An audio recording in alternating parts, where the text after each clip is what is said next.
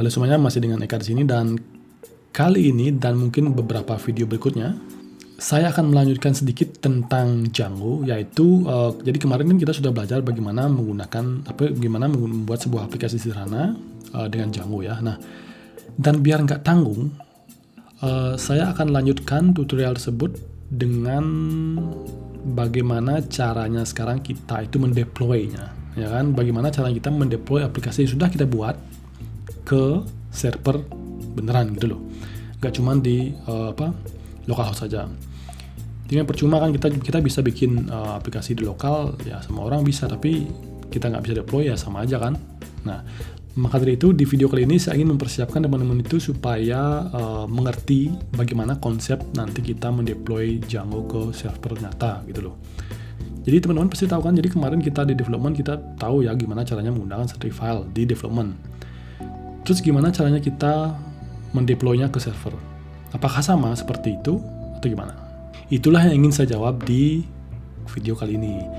Jadi static file di development dan di production itu beda teman-teman ya. Artinya di development memang segampang itu, memang semudah itu caranya seperti video yang kemarin.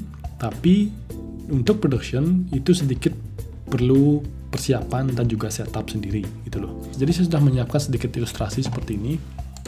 Kalau di development tuh kira-kira seperti ini loh untuk static filenya ya kan. Terus di sini yang hijau ini ada browser, terus yang di bawah ini itu ada proyeknya kita.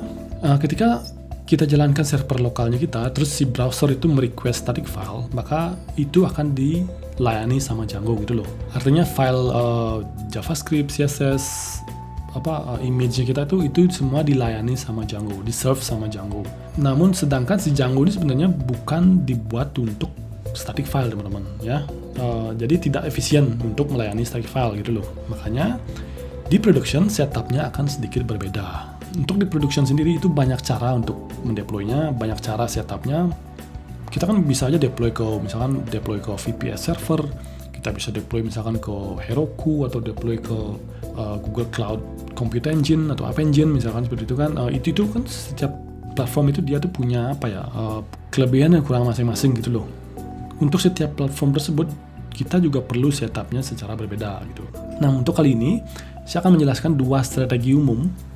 Misalkan yang paling sering digunakan, misalkan kalau kita tuh mendeploy itu ke server kita sendiri, misalkan kita sewa VPS gitu kan, misalkan kita langsung aja. Jadi yang pertama adalah jadi seperti ini teman-teman.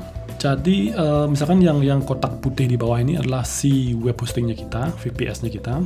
Sedangkan yang hijau ini masih yang di atas ini adalah si browsernya kita gitu loh. Seperti saya bilang tadi, si Django ini tidak disarankan untuk serve atau melayani static file. Maka di production kita harus memisahkan dia antara request ke bagian dinamisnya, kita misalkan request respon Django-nya, dengan si static file-nya kita harus pisahkan teman-teman. Jadi seperti ini. Yang pertama pastinya kita perlu web server dulu. Nah, misalkan di sini kita menggunakan Apache atau Nginx, ya kan.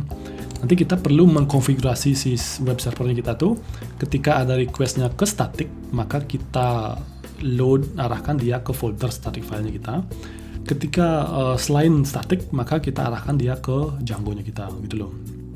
Jadi yang misalkan yang di kiri ini adalah di mana kita menginstal proyeknya kita, misalkan direktori home, Eka, terus website gitu misalkan ya.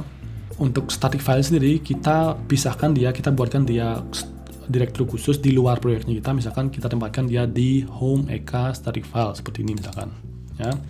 Itu nanti yang akan menjadi static root-nya kita. Jadi Django itu punya namanya static root.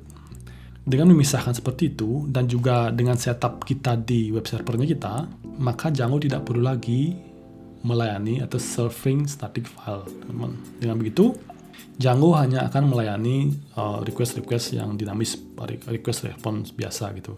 Sedangkan static file dilayani oleh si web servernya sendiri.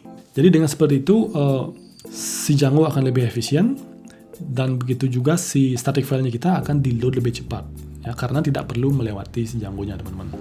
Sekarang pertanyaannya adalah gimana cara kita memindahkan semua static file dari semua aplikasi yang terinstall di Django-nya kita itu ke folder terpisah atau direktori terpisah. Nah, makanya Django itu punya yang namanya command namanya collect static. Ketika teman-teman menjalankan command collect static itu, maka semua static file dari semua aplikasi yang aktif di proyek kita itu akan di-copy ke directory yang kita tunjuk sebagai static root gitu loh.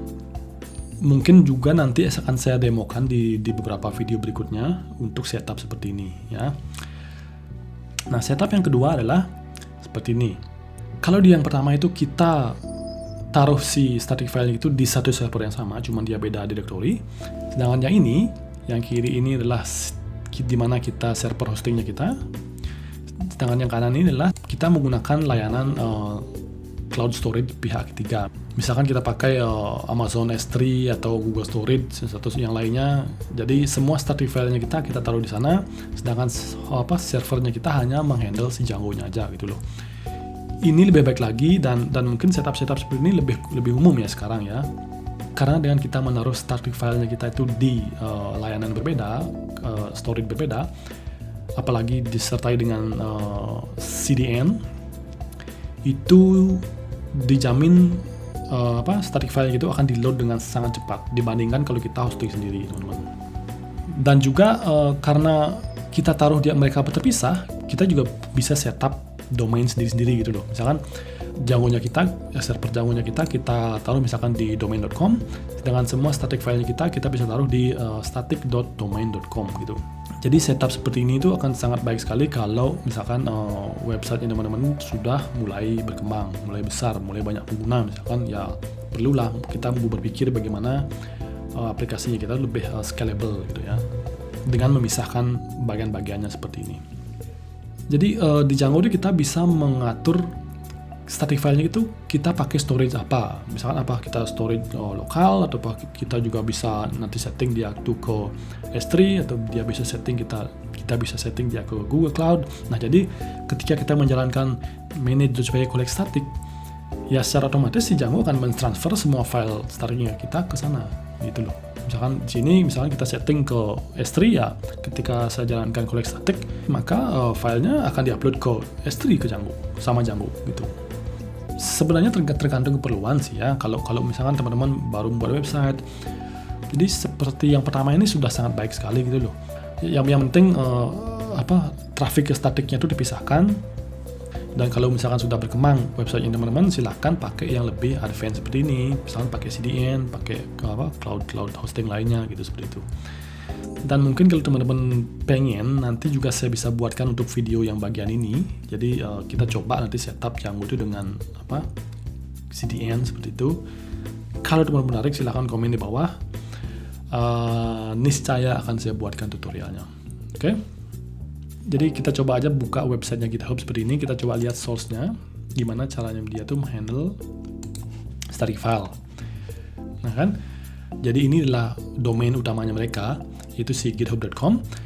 Dan kan kalau teman-teman lihat semua static file yang ada di sini, misalkan si CSS itu mereka load dari domain berbeda.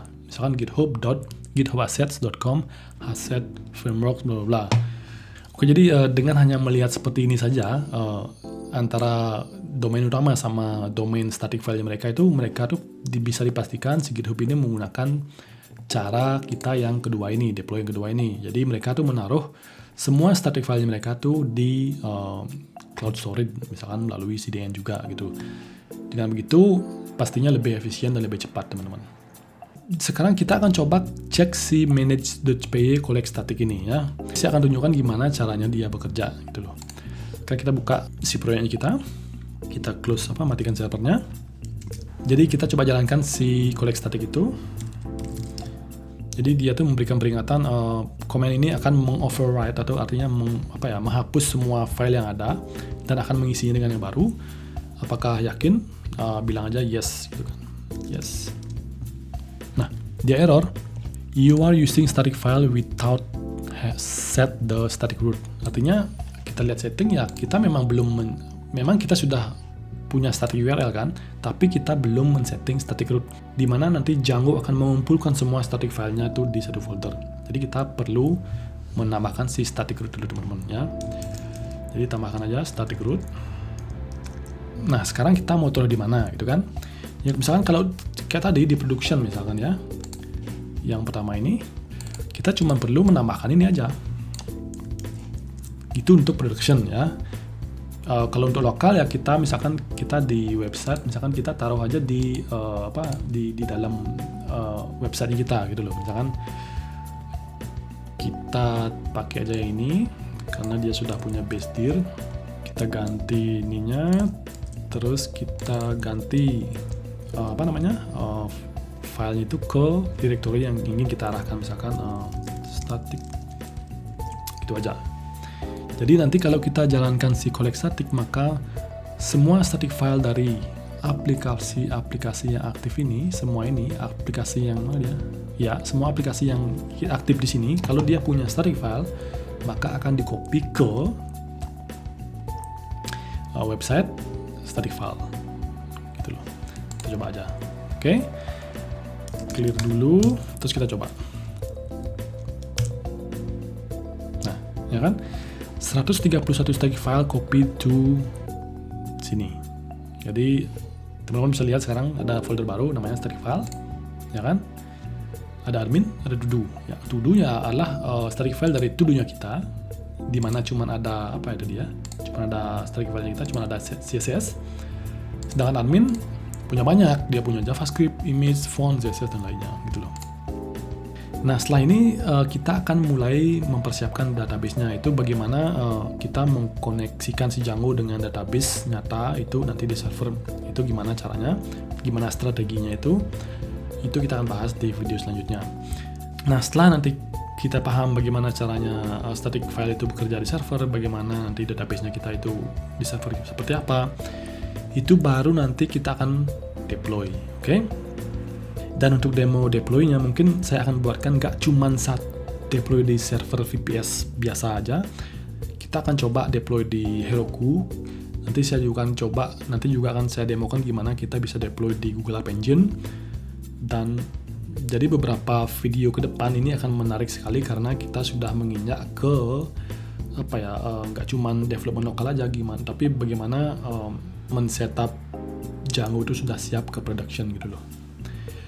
Dan seperti biasa kalau saya menjelaskannya kurang jelas atau terlalu cepat atau ada yang belum dimengerti dari setup ini, tinggal komen aja di bawah.